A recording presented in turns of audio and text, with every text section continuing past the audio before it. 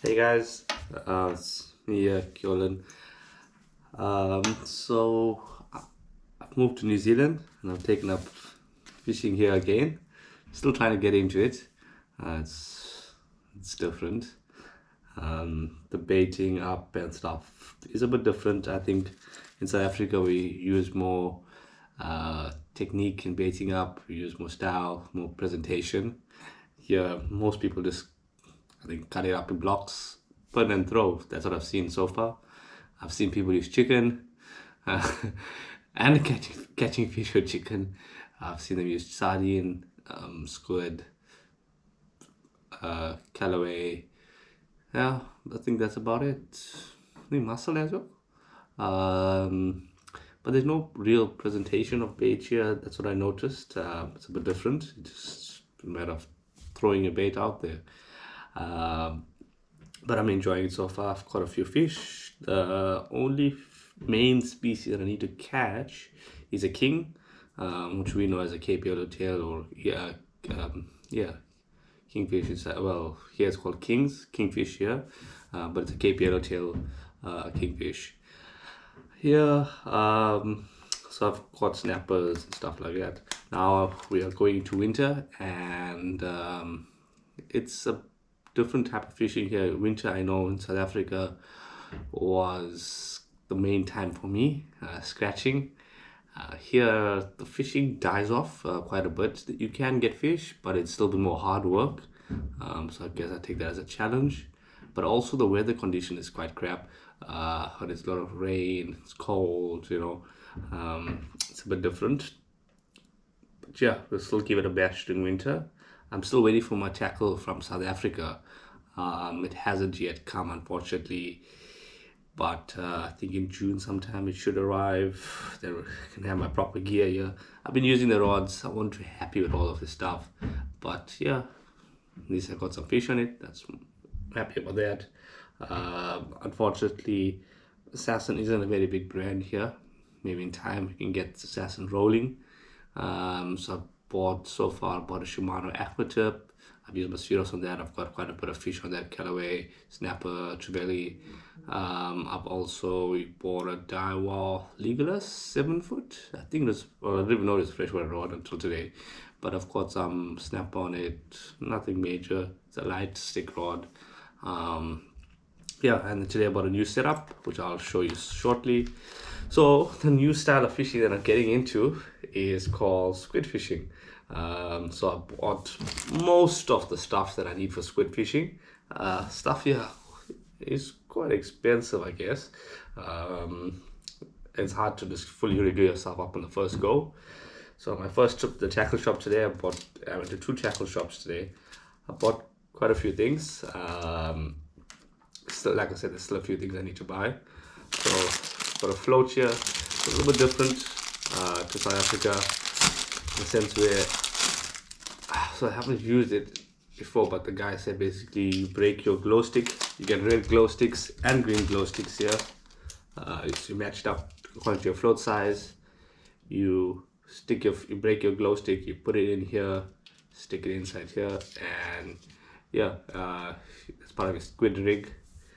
If you share a float, and there's little clips here that I got. It's called a float clip, I think. It's actually Chinese writing, so no idea what the real name is, but basically it clips onto your float, as you can see here. And this part here, if you can make out, there's a little hole here. So you thread your line through this, and that's your float. Then these little guys, I've seen them in South Africa, I've never used them before. Are rubber stoppers, so you thread it on either side of the float on your piece of line, so the float doesn't float all the way up. You can leave a meter of line, so the float only drops 1 meter. Here, then these are your snap clips. This is really small. I think this is the smallest. There's one in the back here. Maybe you can make it on this. Put it, try and get it to the right spot. Okay, it's a bit hard. But anyways, this is probably the smallest snap swivel I've seen, or snap clip should I say. This is a Black Magic. I have never used Black Magic products before. I've always used like the mustard version of these clips. I think the Linux as well. But yeah, this is a size 1, 8 kilo breaking strength. Yeah, so let's see what we can get on it. Let's test it out. I've got a few sinkers. I'm not sure if these are the right ones. Normal, they call it reef sinkers. Yes, normal teardrop sinkers, bottle sinkers. So 1 ounce, but I think I should go lighter, but the guy said take the 1 ounce. But anyways, yeah. Now the other one you get like this is a battery operated float, which I'm still trying to get. I need to buy that. So battery, put a little battery in the float, and it flashes the light for light stays on. I have no idea.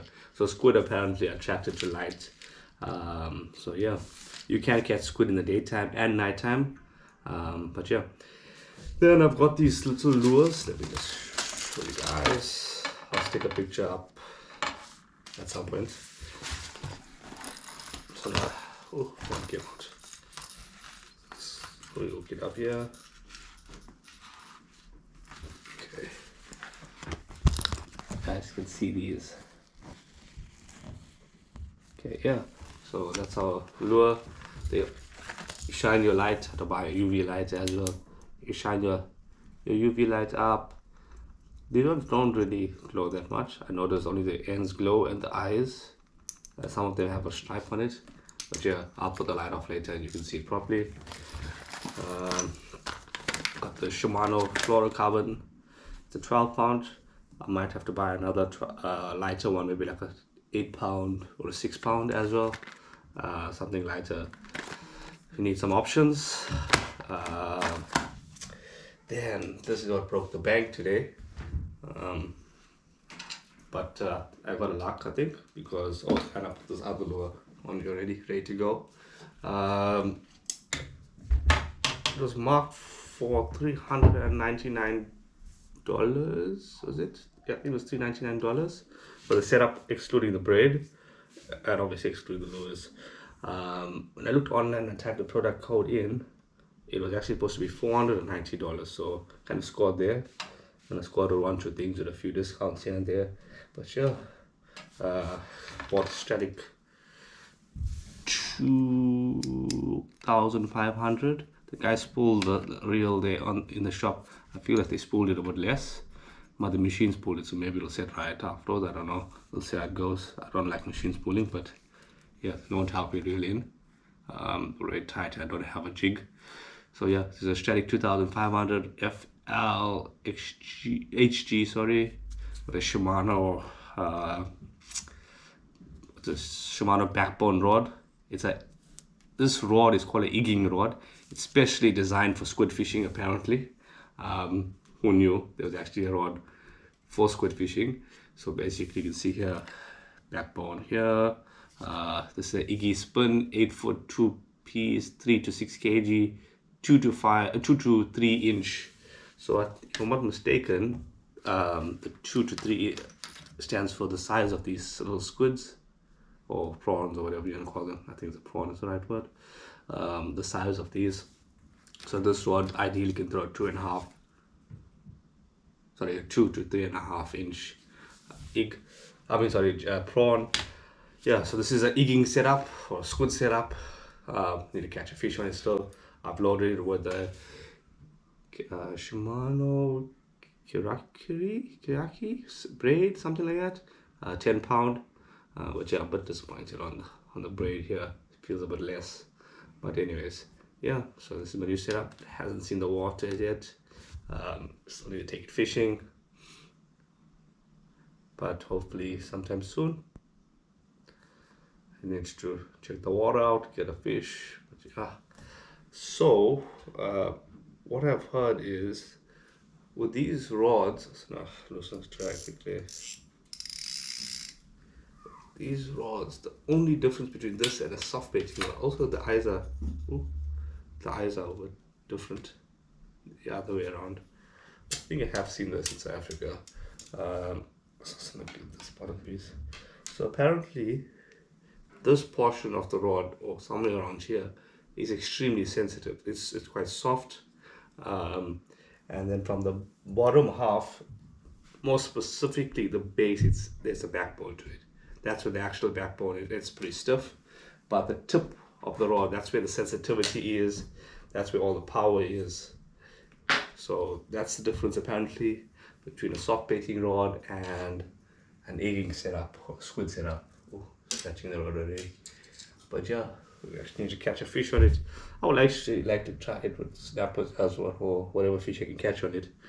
To me, it feels the same, but it is more sensitive on the top, which kind of means you'll feel the bite on the fish better as well. So maybe it's a good scratching rod. But yeah, well, I'll try that scratching rod. We'll see how it goes. I'm just gonna turn off those lights and I'll show you this.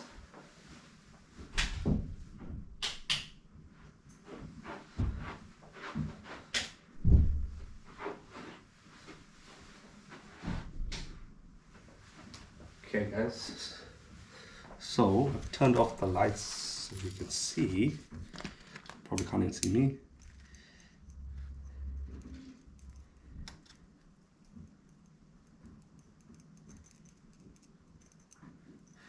So I bought a few different brands of squid lures. Some Shimano ones, the Japanese ones, I forgot what the word is, Yoshimita, if I'm not mistaken. And I bought this one there for the boat, if I ever got a boat, squid fish. But I'm gonna try and buy more. The jigs are pretty expensive, they're about $25 to $30 around there. There was a few that were cheaper as well, around $9. But yeah, I don't know if you guys can see it. Basically, glow in the dark here. I'll try video it with my cell phone as well and get a, let's see if I can get a good video here with it. So obviously you get more better ones the more you spend, on a budget though. I'll try and get more glowy ones for the night. I plan on fishing more in the night time. Yeah, so that's basically the squids shone up with the UV light.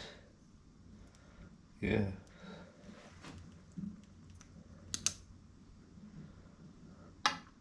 Look at that, guys.